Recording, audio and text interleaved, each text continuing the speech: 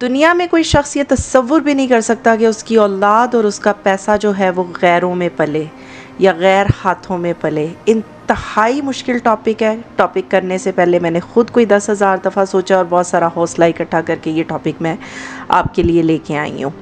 अस्सलाम वालेकुम जी, मुझे कहते हैं साइमा। उम्मीद है आप सब लोग खैर खैरियत से होंगे। मैं भी ठीक ठाक अल्हम्दुलिल्लाह। अगर आप चैनल पे नए हैं, मैं आपको बता दूं कि आम तौर पे मेरी चैनल पे आप मेरी रेगुलर रूटीन देखेंगे, लेकिन उसके साथ साथ मैं आपके लिए कोई ना कोई बहुत ही यूज़फुल इन्फॉर्मेशन लेके आती हूँ जो आपके लिए, आपकी फ़ैमिली के लिए या फैमिलीज़ के लिए फ़ायदेमंद हो सकती है।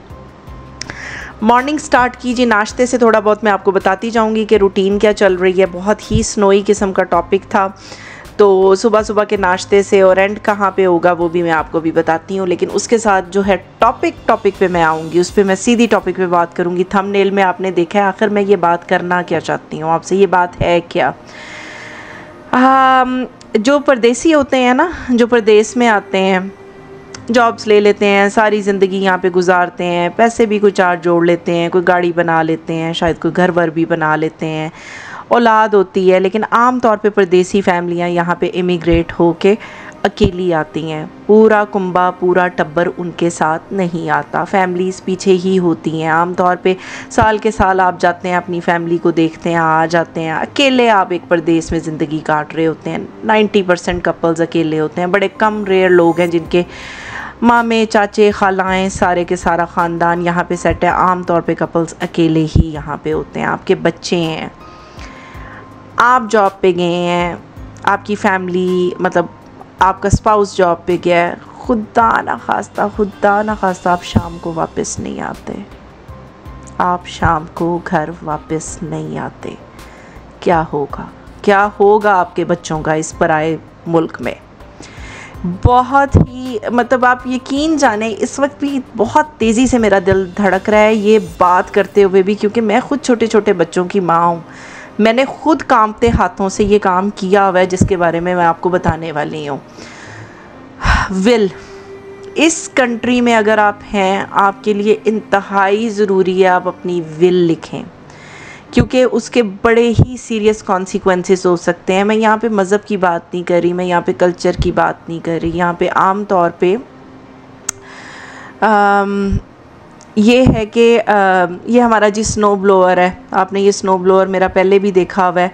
इसके ऊपर से गर्दन टूट गई है, अब इसको हम फिक्स करने की कोशिश कर रहे हैं ताकि ये चल जाए। खैर, विल लिखना, विल का सीन यहाँ पे ये है कि अगर आप विल नहीं लिखोगे तो उसके क्या कॉन्सिक्वेंसेस हो सकते हैं। यहाँ पे आपके जितने एसेट्स हैं राइट अवे, खुदा न खास्ता आप भी नहीं रहे, आपका स्पाउस भी नहीं रहा, बच्चे अकेले हैं, 18 साल की उम्र से कम है, आपके सारे एसेट्स सीज़ कर लिए जाएंगे, सारे एसेट्स आपके स्टेट को चले जाएंगे। देखें जी, दौलत पैसा किस्मत का, वो आपकी किस्मत है, जहाँ से भी आपको है वो पैसा मिल जाना है, वो कोई ऐसी बात नहीं है। लेकिन हमारा जो ज़िंदगी का असासा होते हैं ना, वो हमारे बच्चे होते हैं। बच्चों का क्या होता है, बच्चों के साथ क्या होता है। हर कल्चर एक डिफरेंट वैल्यूज़ रखता है, हर मज़हब एक डिफरेंट वैल्यूज़ रखता है। हर कल्चर ये चाहता है कि उनका बच्चा जो है उसी कल्चर में पले बढ़े, उसी में ग्रो करे। जैसे कोई मुस्लिम है तो वो चाहेंगे कि हमारा मुस्लिम घर में बच्चा पले बढ़े। को पंजाबी है, पंजाबी वो चाहेंगे पंजाबियों में ही हमारा, मतलब अल्लाह माफ़ करे अगर ऐसी सिचुएशन हो जाती है तो आपके जो बच्चे हैं वो फॉस्टर केयर में चले जाते हैं।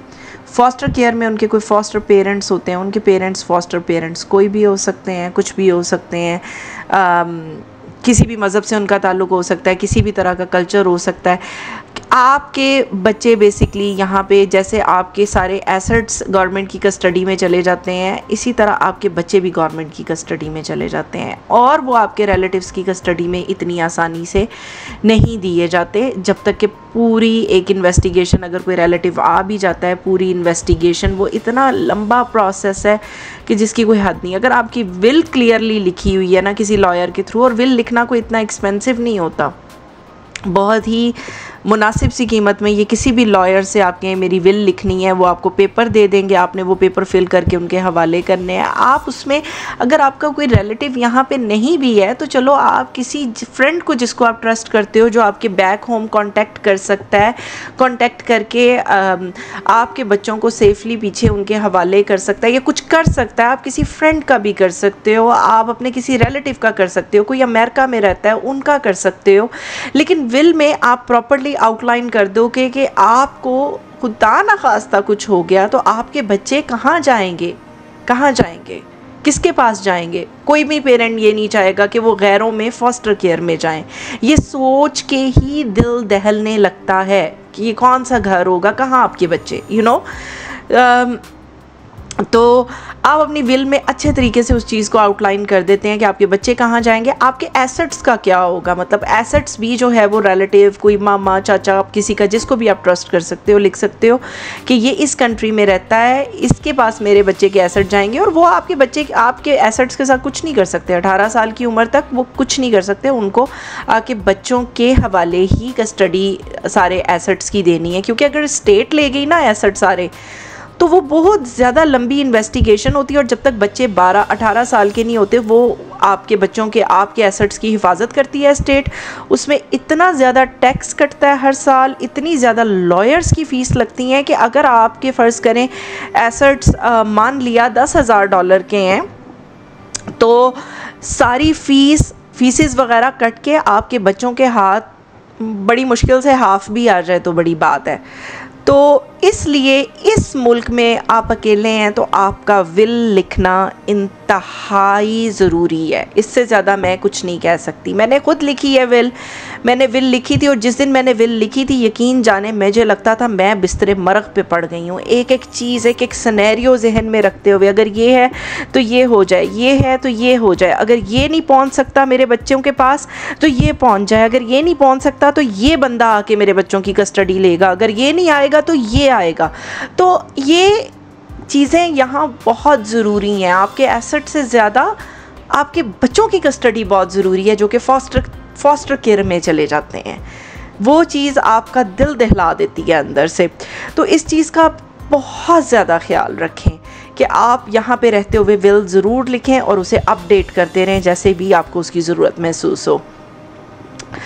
तो जनाब बहुत मैंने सॉरी एक इंतहाई सीरियस लेकिन हॉरेबल टॉपिक पे बात की है। उसके साथ ही मैं थोड़ा सा अब एटमॉस्फेयर को लाइट कर रही हूँ। मेरा बर्थडे था और बर्थडे ये कोई सरप्राइज़ डिनर नहीं था मेरे लिए। मुझे बता के इस डिनर पे लाया गया, जी आपका बर्थडे है, आपको हम डिनर कराते हैं।